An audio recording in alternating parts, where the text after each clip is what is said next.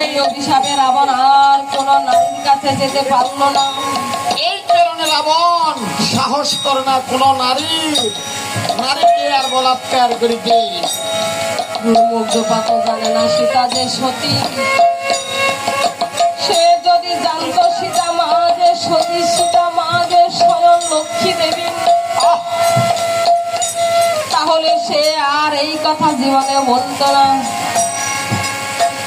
তখন শ্রীরামচন্দ্রের কাছে সেটা যদিও বেদনাদায়ক হোক, তাকে তার সন্তানদের তাদের এই যে প্রজাদের তাকে দুঃখ সুখ দেখতে হবে।